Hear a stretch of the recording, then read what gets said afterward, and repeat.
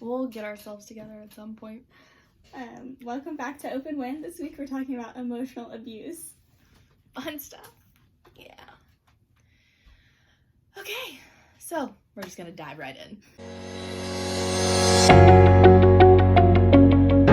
So, emotional abuse. We do not have like a definition like we have for the other stuff, just because I feel like whenever you start to define emotional abuse, you're getting more into the forms, and that's just going to defeat the purpose of this video. But I did want to explain the difference between emotional and physical abuse. So physical abuse is obviously all the physical things, and I feel like it's tangible, so it's easier for people to understand and it's more well known. But emotional abuse, there's so many different forms, and there's forms that like I didn't even know about during, after, until 5 minutes ago. So there's a lot of things we're gonna go into, and that's all I have for like what it is right now. Yeah, because I mean, you can't define it without going into exactly what it is. Yeah. So this video is not to bash anybody that we're talking about, because we're not gonna name names, and if you know us, you might know who we're talking about, but like, let's not make that a thing, because that's not the point of this video. The point is for us to give you examples that we've lived through. So maybe for someone watching this, you're either experiencing it or you know someone who is. And I just feel like for me, if I had known what any of this was, maybe I could have shortened my experience by several years. Yeah. But like I said, not a bashing video, just simply an informative video, but we do have to put in our experiences because that's kind of the point of all this. We both have like romantic relationship experiences. I also have like family that I wasn't aware of until recently. Like I said, if you know what they're called, I felt like attacked by some of these definitions, because it was like, oh yeah, oh shit, damn, yeah. Like, it's kind of painful to read. It really was, especially codependence, and we're gonna go over that. But yeah, that hurt a little bit. Mm-hmm. I experienced that to a T. Didn't know what it was called. I've even heard the word thrown out at me on different examples, but it didn't make any sense. And I was like, okay, cool. But I just read the definition for like emotional abuse, and I was like, ow. Mm-hmm. Okay. As far as family, because here's the thing, abuse can come from any relationship that you have. Mm-hmm. It's not just romantic, and I kind of feel like that's where people get stuck in things, because they just think of it as, oh, well, my boyfriend or girlfriend or whoever isn't like that. That doesn't mean you haven't experienced it. Family is capable of it as well. And for me, we made a list, okay, of all these different forms, and what's funny, not really funny, I don't know what else to call it, I like put all the ones that like I had experienced with the romantic relationship, and then I went back through and put the family ones, and I was like, they don't even line up. They're not the same ones. So it's ironic, I guess, I don't know, whatever, that this is partly why I never picked up on the connection, because they weren't the same forms. So a big one for family, it was my bio dad, okay? And again, not trying to bash, I'm just trying to explain my experiences. And part of my experience is why I need to clarify this, because I don't know how many times I got yelled at for being honest about my experiences and calling it what it is, and yeah, not fun times. I was called cold and unforgiving by my dad. I don't know about y'all, but that's like, makes you really want to love your father when they say that to you, right? Not me. Yeah. Dismissiveness was a huge one. I'm not going into like specifics on family drama, but any issue that I brought, I felt like it was dismissed, trivialized, like it wasn't really a thing, which kind of brings us to gaslighting. Mm-hmm. So many experiences. Like, gaslighting is basically when you're experiencing something, but your abuser is telling you that it's not happening, or they're telling you that it's your fault. Yeah. The reality is it's not your fault. I don't know how many times I was told that a certain relationship was my fault that it wasn't working. And yet I was the one that tried to reconnect and talk it out and all these things every time, but nothing ever changed because, newsflash, I wasn't the problem. Chances are, if you experience something like that, you're not the problem either. Just putting that out. We kind of talked about financial control like before we did this video, and we'll go into it more probably in the like romantic relationships, but for me, and I'm sure there are people that have experienced this with their parents, financial control was tried with me. I got told if I didn't do something, I would be cut off from school. Let me tell you how well that worked, because I got cut off from school. I did not do what I was told to do.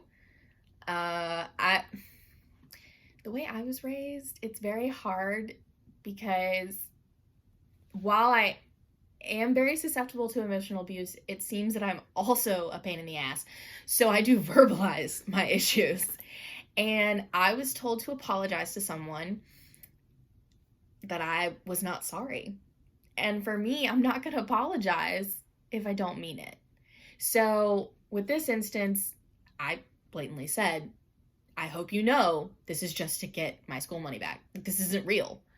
But you're wanting it, and you're making a condition to get my school money that I was told that I would have anyway. I think that's when I got called shallow. But if you present the option, like, I don't know how else I was supposed to react to that. So long story short, I did not apologize, and I did not get my school money. But that was the last real, like, financial control that he had. So again, not all methods are going to work for them. They're going to try them, but they might not work, depending on your personality. So, yeah, I feel like name-calling, gaslighting, dismissiveness, financial control, even if it didn't work, those were mostly what I experienced with my dad, without going into several details. We do not talk anymore. So romantic relationships, since I've already talked about one of mine, we're gonna let you go. Oh, you haven't talked a lot yet. Okay. This one is tough, like, because it's like just a lot of what we have listed out is what happens. Like a lot. Our outline is so small, but what we're gonna say is so not. Yeah, it's very deep. However, I do need to start putting more details because I forget what I was supposed to say. Gaslighting, I didn't even know what that was until way later on into this relationship. I was in this relationship for 3.5 years, something like that. I actually was like engaged to him. I'll get on into that in a little bit. But yeah, gaslighting was definitely, I think, the biggest definition for that relationship. And I didn't know what it was until way late into the relationship. But he basically was controlling me in a sense where, like, if I had an issue, he turned it around to where it was my fault.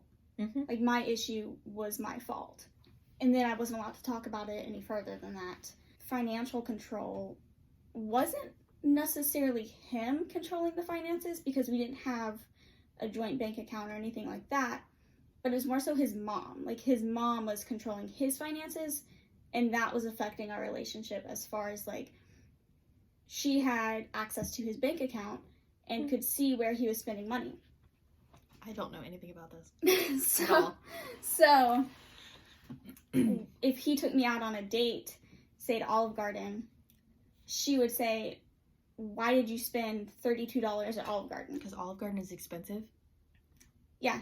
So he wasn't allowed to take me out on dates, I feel like, without her approval to spend the money to take me out on a date. How old were you at this point?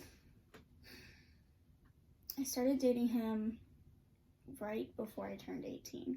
Okay, so well past the range of acceptable. He was in college, and so, like, I get why. Oh, that's even worse for him. I get why, like, his mom kind of had access to his bank account as far as, like, if he needed money like for school purposes. Access as in you can put money in, but you don't like get to dictate where it yeah, goes. she would go through his bank account and question where he spent money and why he spent money. Was she paying for his college though?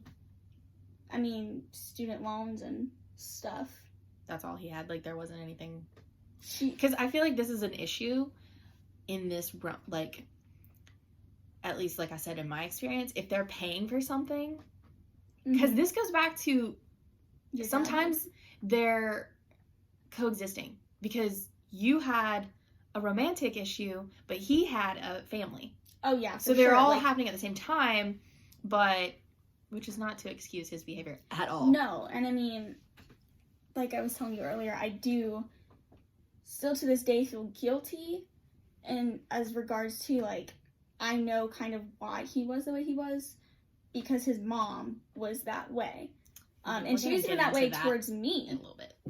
Yeah, she was even that way towards me. Like, she hardly ever called me by my name. I was always that one, that girl. Oh, so friendly. Yeah. Even, like, when she would talk to my mom about me, she wouldn't use my name. Rude? Yeah. So there was a lot of issues there. Like, his family didn't like me. Whatever. He was their baby boy, so, like, I was taking him away from them or whatever. So, yeah, it's a lot. But, yeah, so she would control his finances in that way, which affected our relationship. We weren't allowed to go on dates because he wasn't allowed to spend money on me. I would just be like, I went to Olive Garden by myself, and I'm a fat person. Okay? Don't judge. Yeah, so codependency was definitely a big one for me as well. And I didn't necessarily know what it was until you were just reading me what they were. And I was like, ooh, yeah, we felt attacked, okay? Because, yeah, like, that entire time, he was my first serious relationship. I was 17 at the time, but like 2 weeks later, I turned 18. So I was out of high school, I was graduating. He was my first real relationship as far as, like, someone I actually felt like I loved. And we're going to put the website that we got all of this on. Yeah, link below. Because when I tell you, it gives, like, definitions of kind of forms of abuse, but then it gives, like, specifics like gaslighting and codependence. Codependence?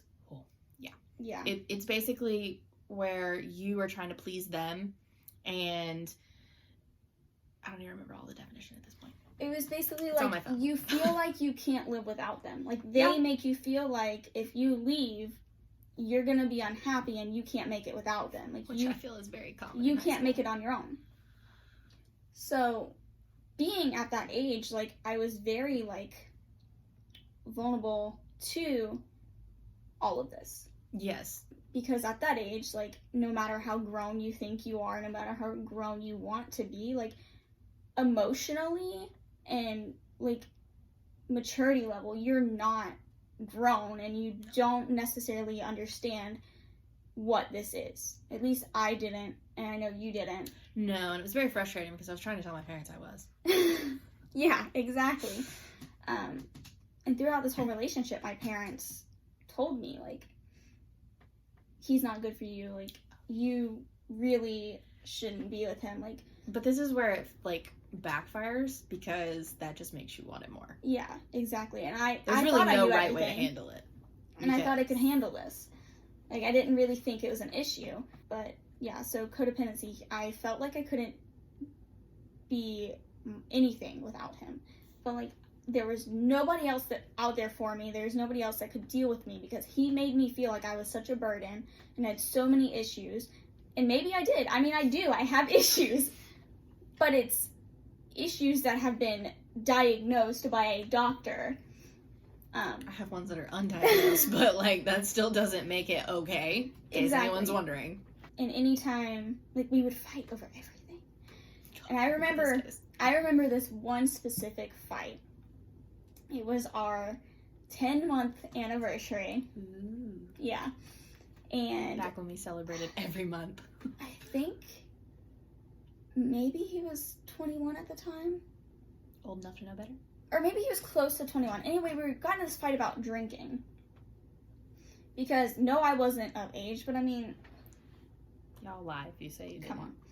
He didn't approve of drinking. For me. He was allowed to drink. I mean, here's the problem with that. You were underage, I so mean, I I get have a that, hard but time he- arguing with that, but, like, it's not your place to dictate. Well, yeah, but we got in this huge Unless he's fight buying because it he for said you. that drinking isn't okay for anyone. Like, we weren't discussing my age or anything. It was just drinking was not okay. But then he drank. So his argument had no real... No. And Foundation. also, he didn't like tattoos. Absolutely hated tattoos. Would not let me get any more tattoos. Which is ironic because he went with me to get a tattoo. Like, he didn't have a tattoo, but I had a tattoo appointment, and he went with me to get it. Was that in the beginning of your relationship? I want to say, yeah. That makes sense. But then I told him that I wanted a shark tattoo because sharks are my favorite animal. And he was going to school for graphic design, and he wanted to be like an artist. He was really good at drawing and painting. And I asked him if he would draw a shark tattoo for me. And he was like, no, I don't like tattoos.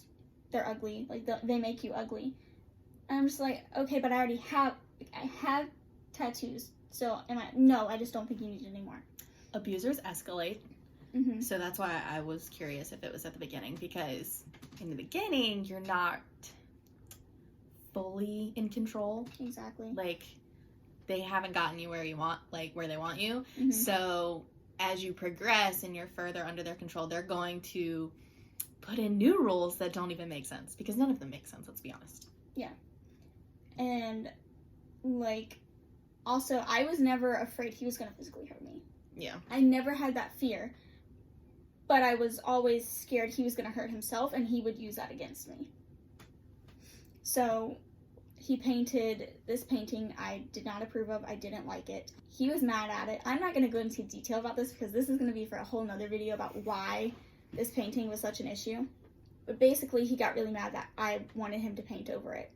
And at this point, we were engaged. So, it was not an okay painting for an engaged couple. Yeah. Like, for him to paint. Anyway, so he painted over it, and he just got really mad and started hitting himself. Like, and throwing stuff and, like, hitting himself in front of me. Like, he was hurting himself in front of me, which in turn made me feel guilty because I felt like it was my fault that he was hurting himself. Yeah. And he would use that all the time. He also isolated me from all of my friends. So early on in the relationship, I was sent away to a rehab facility to deal with depression and anxiety and a bunch of other things. I didn't realize those overlapped. Yeah, they did. So we started dating the beginning of July 2013. And then in August, he went back to college. He went to Western. And then I went away to Missouri for a month, and then I moved to Nashville because that rehab facility was just not for me. I wasn't happy there. So during this time, I didn't have phone contact with him. I could only write letters with him, and I could only talk to him on their phone at the facility on Saturdays and Sundays for 15 minutes. Once a day. Like, that was it. So I didn't really know what was going on. I didn't know if he was cheating on me or whatever, because before I left, he had told me that he had partaken in chain relationships, as far as, like, he would be with somebody, then he would cheat on that person with somebody else, then he would break up with the person he was cheating on, so forth and so on. So I was already kind of insecure about that. Anyway, when I got back, while I was gone, I couldn't really have contact with anybody, which is perfect for him because he didn't want me to have contact with my friends or my family. So when I got back, I was mostly focusing on myself, but he told me that I couldn't, like, it would be bad for me if I spoke to the people in my past. Which, I mean, at the time made sense to me because everything that I went through in high school, like, I was still friends with these people. So he made me feel like that those people were just going to drag me down. And that he was the only thing good that I had. And he was the only good influence on my future that I would have.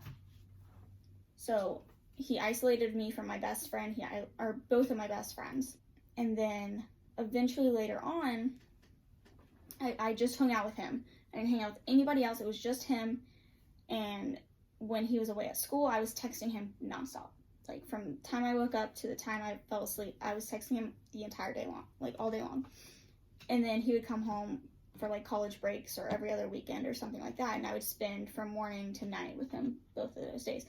But it would never be at my family's house. It would always have to be at his family's house, and we'd always have to do stuff with his family. And it got as far as to when we talked about getting married, he, of course, did the right thing and asked my dad for permission. And my dad was just kind of like iffy about it, and he was like, I mean, okay, whatever. He wasn't happy about it, but he felt like I was happy and that's what I wanted. So we agreed to it. But he didn't tell my dad when he was going to propose. And so when he did propose, it was right before he left for school for his senior year of college. He proposed to me, but my family was at home, asleep. They had no idea what was going on. But his family was there. His entire family was there, taking photos. They helped him set it all up. But my family wasn't even aware that this was going on. When he was taking me home after all that, I had to go in my parents' room and wake them up and tell them what had just happened. Like, that's how fucked up this got.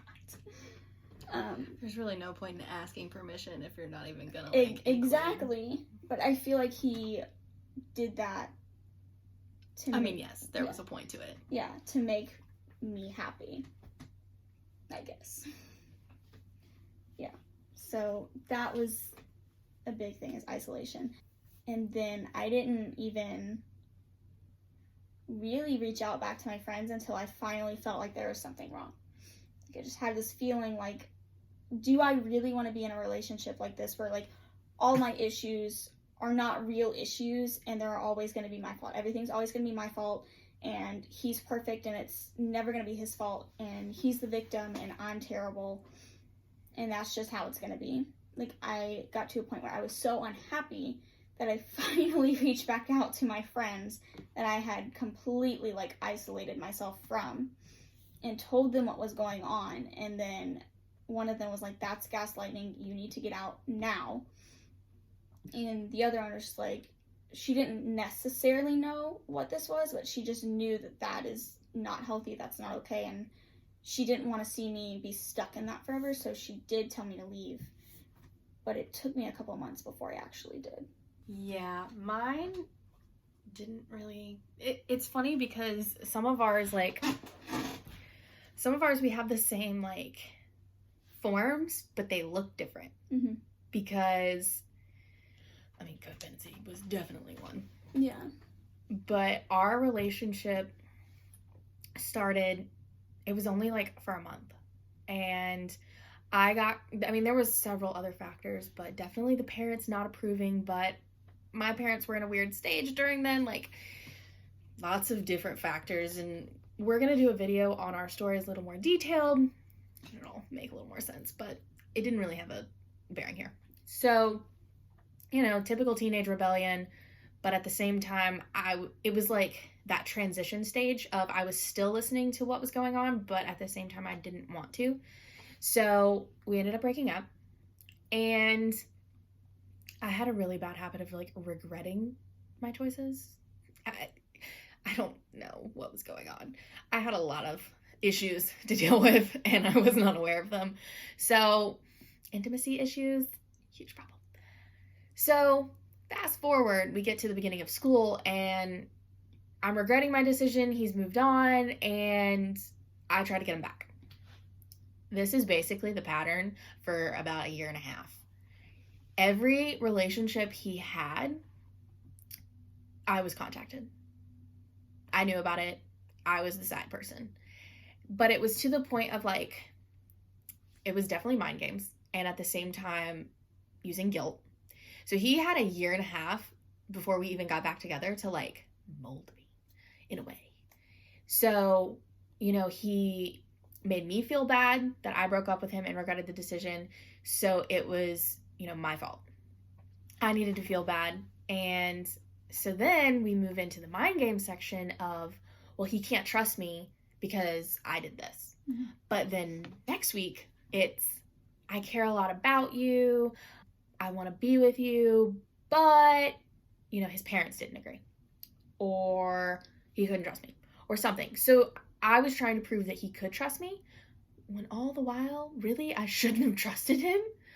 But again, I was like 16, so young and dumb. And literally every relationship, I think there was like 4. I lost count. Sorry. I can't help it. I can't change it, but at the same time, like, it was just, I don't know. I really don't know. I'm actually friends with one of them. We talk. I mean, after we broke up the second time, like, I don't even know how we became friends, but I explained things and, like, it made sense to her because of what she experienced.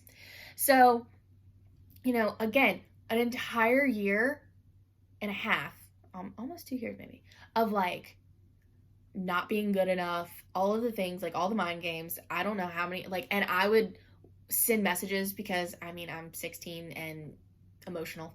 So one day it would be me cussing him out, and the next day it would be, like, me regretting that because I felt guilty. And, anytime I would try to move on, because there were certain times where I would start talking to this person, and he found out, and he would badmouth them. Or he would, like, tell me that he cared about me, so it would, like, pull me back in. And eventually we did get back together. So happy, all the things. And isolation wasn't really the same thing because I didn't have that many friends to begin with. Mm-hmm. And it's high school, so, like, you don't really hang out with them all the time anyway. You don't have control of, any of the things. So, and isolating from family, ours was a little different. So we didn't hang out with his family because they had their own issues. So we always hung out with mine.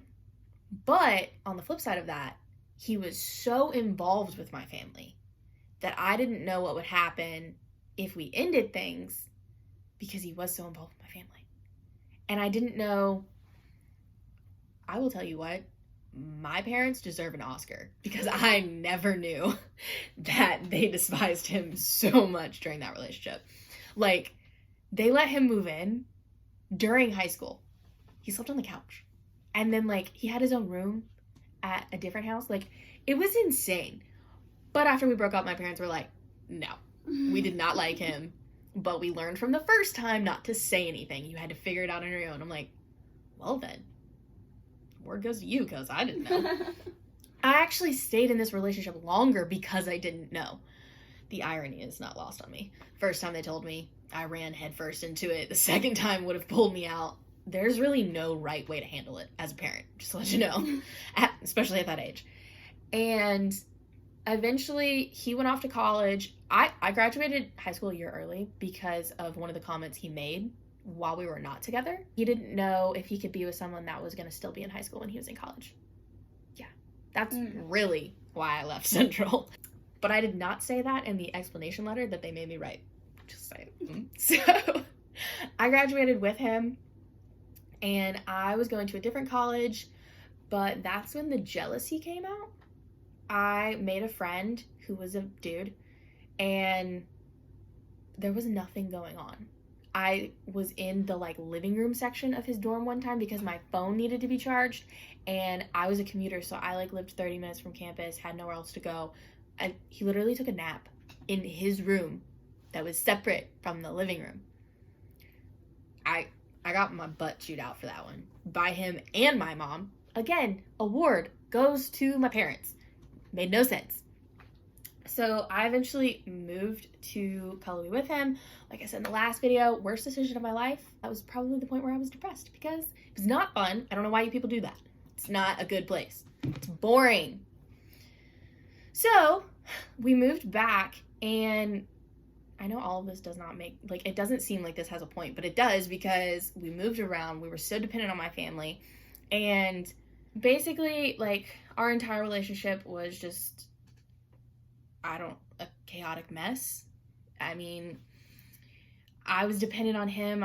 I was a straight A student before I met him. Okay, A's and B's. I'll give that. Okay, but I didn't need help on homework. I didn't ask my parents for help. I didn't, like, do anything. Didn't go to tutoring. Started dating him, and He helped me in college with like a general history class. I was in like honors US history, I'm pretty positive, and which I realize high school and college are different levels, but like I didn't need help, okay? But somehow he convinced me that I needed help and like kind of belittling my capabilities. I mean, I remember having a conversation with him after, I think it was like the 5th time I was trying to change my major. I don't know, okay? I didn't know who I was. And I was like, well, what am I good at? And he was like, I don't know, math. I was like, that's all you can think of? And he was like, I mean, yeah. I'm like, wow, okay. And this was towards the end of our relationship because we were in our second apartment. And at that point, I did not want to move into this apartment to begin with, but my parents were fostering and they hadn't said that I could stay, but he couldn't because again, they had their own role to play in this, and like I don't blame them at all, but like I didn't feel like I could stay. And so I ended up moving, and towards the end, we fought a lot. Like financial control for us wasn't really a thing. It was more so he was kind of in control, but it was like, well, let's put this on this card, which was my card, but let's pay on my card this month. So it was always like moving money around to the point where like I had over $2,000 in debt when I left. And at that point, mind games started coming back up just because how I found out he was cheating on me was because of things he was saying that this girl was doing. And having the experience that I did in the beginning of our relationship, I knew exactly what she was doing and I knew what he was doing. And it made me question, so I went through his phone. I do not feel bad about it because I found exactly what I was looking for. And even till the last minute, we're still doing the emotional abuse because he made it my fault. He was like, well, in October, you said you weren't happy. So that apparently gave him a license to go and cheat. I don't know. I was like, are you serious? No. And he denied it until I started repeating word for word what he said. And he was like, you could see on his face that he needed to change tactics. And I was like, and of course, after I left, I've heard many versions of what happened. None of his are true. I did not leave him with nothing. At one point, he told me he couldn't eat mashed potatoes or macaroni and cheese without me. So he got rid of it. But he was telling other people that I left him with nothing. My mom is still mad to me to this day about what I left in that apartment. She was so mad because I just wanted to be done. I was like, leave it. I don't care. I just want to be done. And she was like, are you serious? This is like a nice set of pots and pans or something. Like, it was the craziest thing. And I was just like, I don't care. I want to leave. And I totally left like most abuse victims in a movie. Like, I didn't tell him what I was doing. I took the day off, didn't tell him I was taking the day off, went and closed our bank account that was joint without him knowing.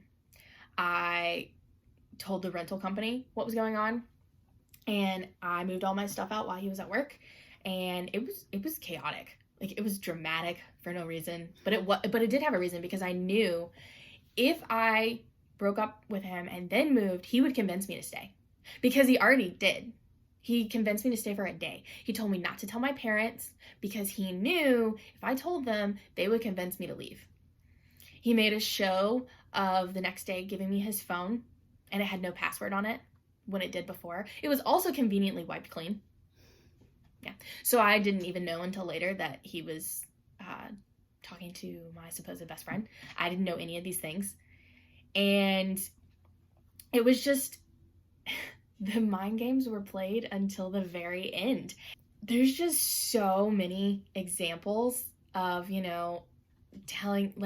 talking about my body and making me feel like it was less than my capabilities in just being smart. I was crazy, before when it was back and forth, but in reality it was back and forth because he was making it back and forth. But I was told it was my fault. I was made to feel guilty. you know, I actually tried to break up with him when we were in Cullowhee, and he told me that I would regret it, like last time. Also, I wouldn't make it on my own. So, all of these examples from hers and mine, they're the same and yet very different. Mm-hmm. Because the fact of the matter is every person's different. That includes the abuser and the person that's being abused. Yeah. Like, you're not going to react the same way. I don't feel guilty because I'm not that person. I apparently give off a strong vibe of don't touch me, because that was not a thing. But I give off a very strong vibe of you can manipulate the crap out of my mind. So, you know, but for me, my daddy issues came into play, and I wasn't even aware, because most of the things that I described with my dad, I was not aware. They didn't start happening until after I broke up with my ex. That's when things blew up on that side. I got called names. I, you know, got threatened with money. I got told I was, you know, cold and unforgiving, and, you know, that these people were afraid of me. I was 19. Okay, 19. So there was nothing to be, like, I'm not some vicious mobster. Like, what do you mean they're afraid of me? So, you know, all of these things, but it wasn't until after the fact. But now, looking back at it, I can see some things, but somehow they all went together. I don't know. I don't know. We both realized that everyone has a past, so I understand why my dad is the way he is. I understand why my ex is the way he is. And for you...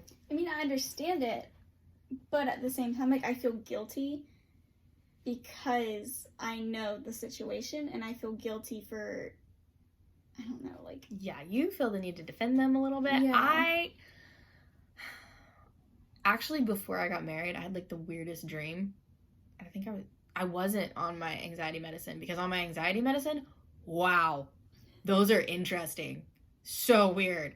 But I was off of it, and I had, like, this weird dream of my husband now, but at the time he was my fiance, had, like, left, and then my ex was in the room, and he was playing games, like, playing video games, and we were just talking and catching up, and I'm like, even as I'm sitting in the dream, I'm like, this is weird. But, like, I said to him that I understood why he, like, behaved the way he did, because that's all he knew. Mm-hmm. And on some level, that gave me some peace.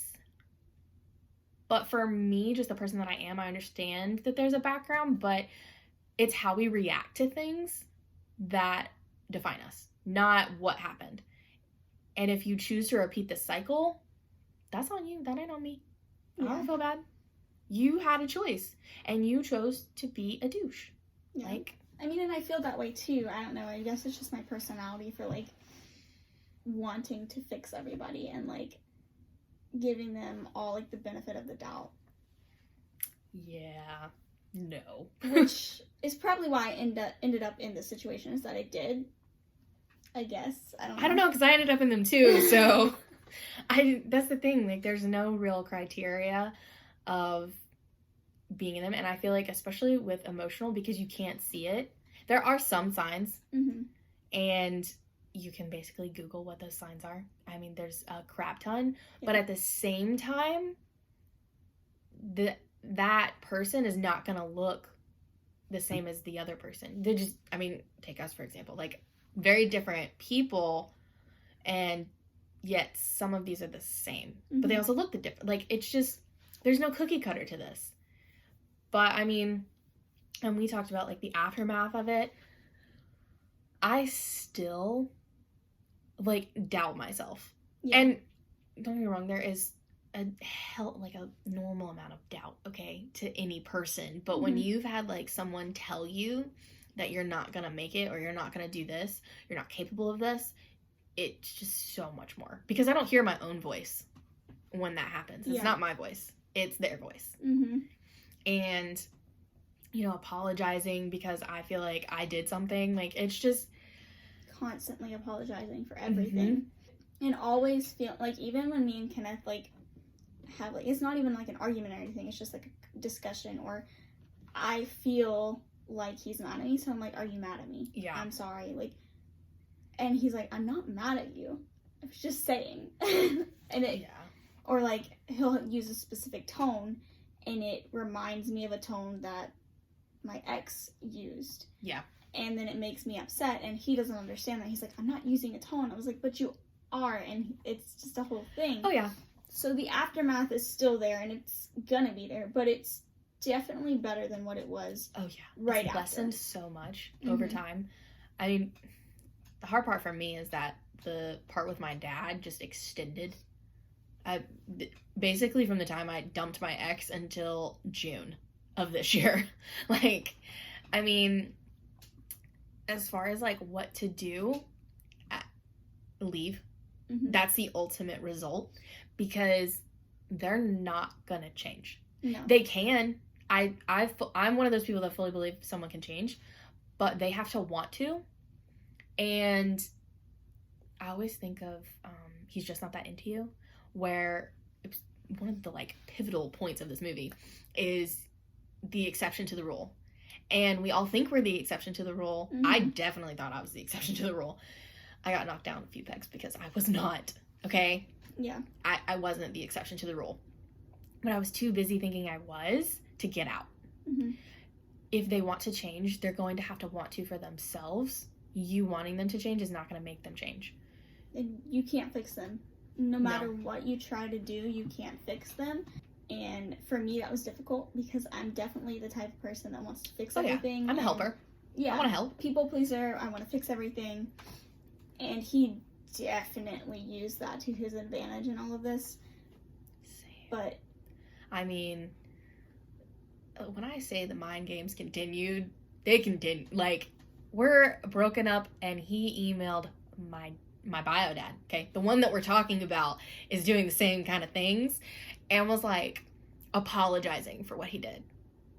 Let me tell you why this is a problem. And my bio dad did not understand. He emailed him, it wasn't any of his business. First of all, that was part of it. But like, my bio dad didn't have anything to do with him that much. Like, he met him like a handful of times and yeah, they interacted. But the real people that he should have been apologizing to, besides me, was my parents. Because my parents are my mom and my stepdad, who will one day be my adopted dad. But like, the point of it is that was still a dig. And they will, it will never stop. It just won't. Like, leaving is the real solution, because they're not going to quit until they decide that their behavior is terrible. Yeah.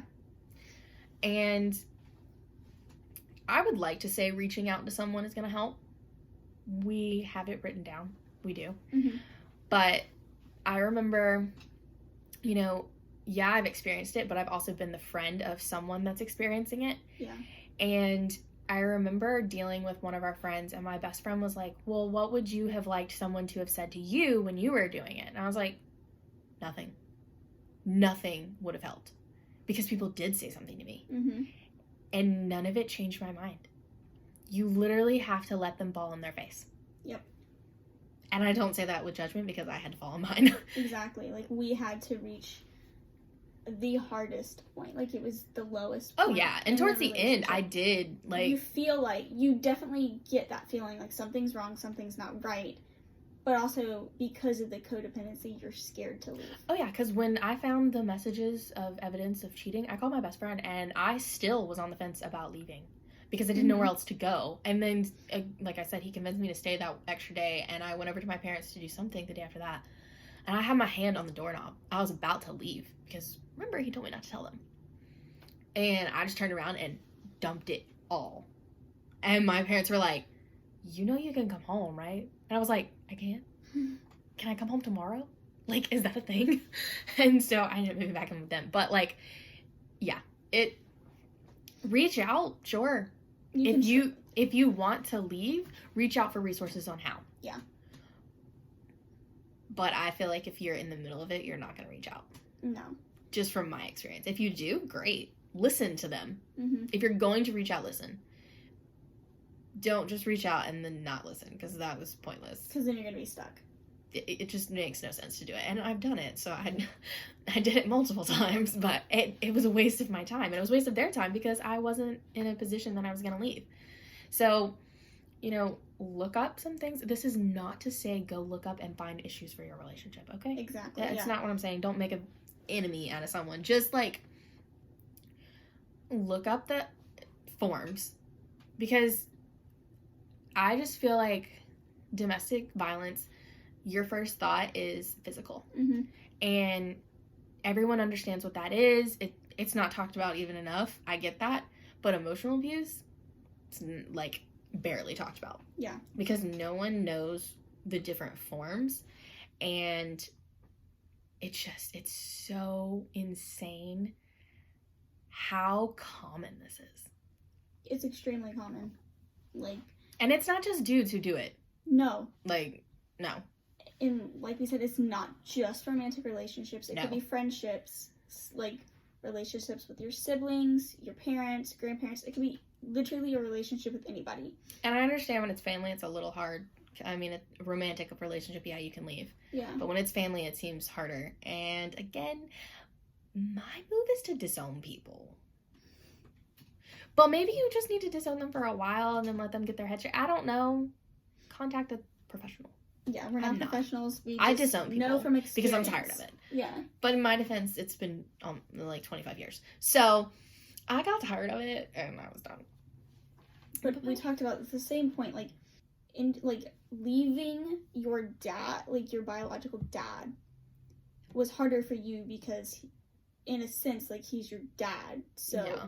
You have that kind of connection and kind of guilt almost. Like, I feel like if it was like with my family member, I would feel a little bit guilty, like, because it's my dad. Okay, well, you don't feel guilty.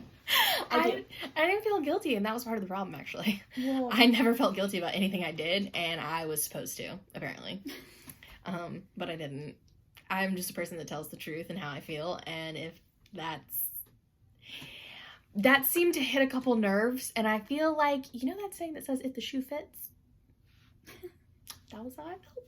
So, I mean, in my defense, I asked, is this, you know, since you feel this way, and he asked me, he was like, what do you think I feel? And I said specifically what he said, and there was no, like, rebuttal. There was no saying that wasn't true. It was just, I was like, well, there we have it, folks. But it was easier for you to leave the relationship. Oh, yeah. Than with your dad. I mean, because I can physically leave that, but yeah, it's a little harder with a parent. I will give you that, or any family member. But again, leaving is still putting a boundary of some sort. Mm-hmm. I mean, I tried with my dad multiple times, but that was a completely different situation. So, and every situation is going to be different. So how you need to handle it is going to be different for each one. Mm-hmm. Depending on, like, what the situation for you looks like. I just feel like a healthy relationship, I'm going to be honest, shouldn't be that dramatic. No. And I realize high school has a filter on that, but, like, my relationship was so dramatic. Mm-hmm. Like, so dramatic. And me and my husband do not have that. Yeah. And I just feel like that's definitely, if your relationship's, like, super dramatic, no judgment, just said mine was, but maybe just look up some resources, and we're going to include some mm-hmm. that give more details for different forms and examples on situations, and feel free to reach out to either one of us, or, again, we're leaving resources, so that will include hotlines as well. Yes. But that's it. Thanks for watching. Make sure to like and subscribe, and we will have a video next week for you. Bye. Bye.